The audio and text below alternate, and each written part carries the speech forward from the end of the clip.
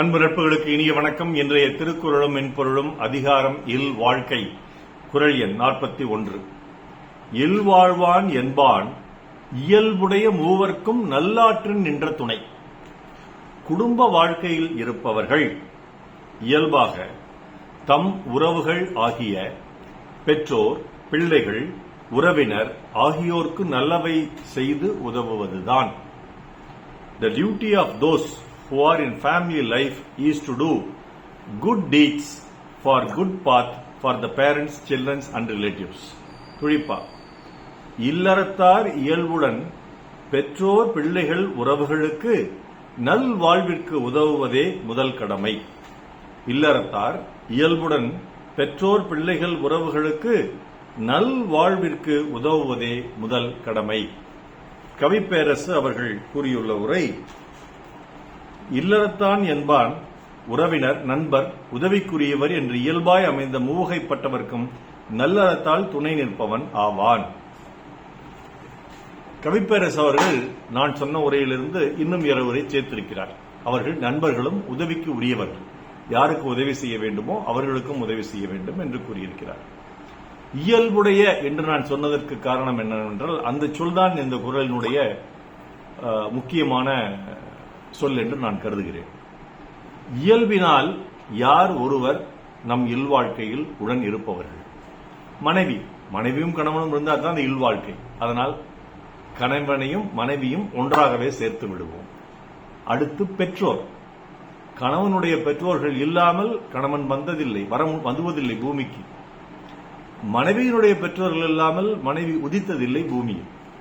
அப்ப 2 பெற்றோர்களையும் பார்த்துக் கொள்ள வேண்டிய கடமை இல்வாழ்க்கை வாழ்பவனுக்கு உண்டு. அடுத்து பிள்ளைகள். அந்த கணவன் மனைவி இருவர் மூலமாக பிறந்த பிள்ளைகள் இருக்கிறார்கள் அல்லவா, அவர்களுக்கும் நல்வழிப்படுத்துவதற்கு உதவுவது இல்வாழ்வானுடைய கடமை. இந்த 3 பேர்த்துக்குமே, பெற்றோர், பிள்ளைகள், மூன்றாவதா யாரு? உறவினர்கள். அந்த உறவினர்கள் யாருன்னா, கணவனுடன் உடன் பிறந்தார்கள், மனைவியினுடன் உடன் பிறந்தார்கள், இவர்கள்தான் உறவினர்கள்.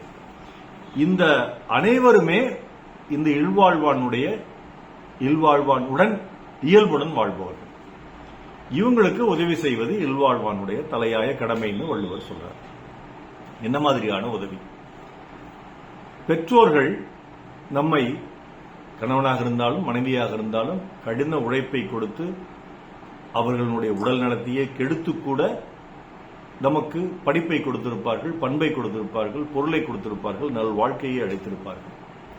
அந்த பெற்றோர்களுடைய இறுதி காலம் வரை அவர்களுக்கும் திருப்பி நாம் அன்பையும் தர வேண்டும், பணத்தையும் பொருளையும் தர வேண்டும், நேரத்தையும் தர வேண்டும்.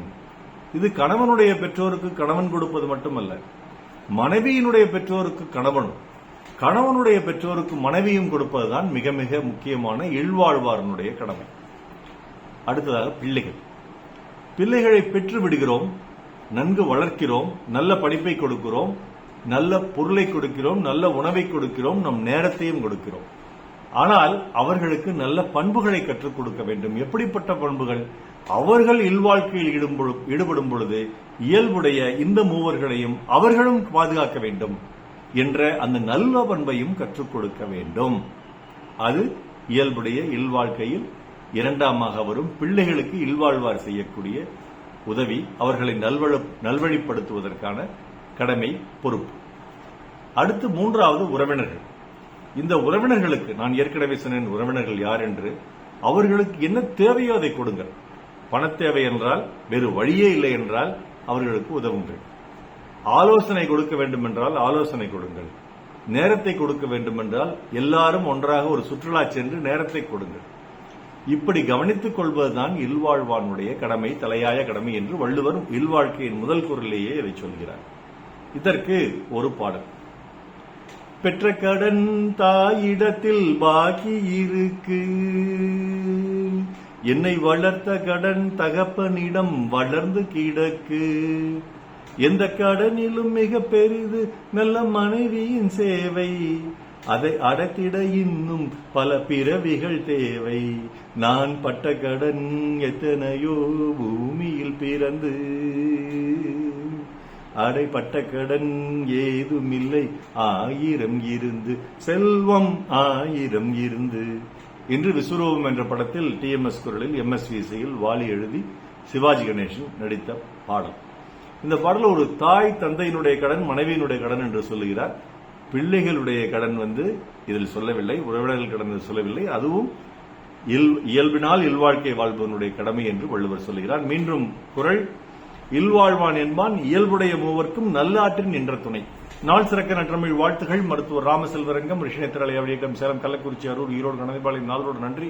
டாக்டர் செல்வரங்கம் குரல் யூடியூப் சேனலை ஷேர் பண்ணுங்க, லைக் பண்ணுங்க, கமெண்ட் பண்ணுங்க, சப்ஸ்கிரைப் பண்ணுங்க. வணக்கம்.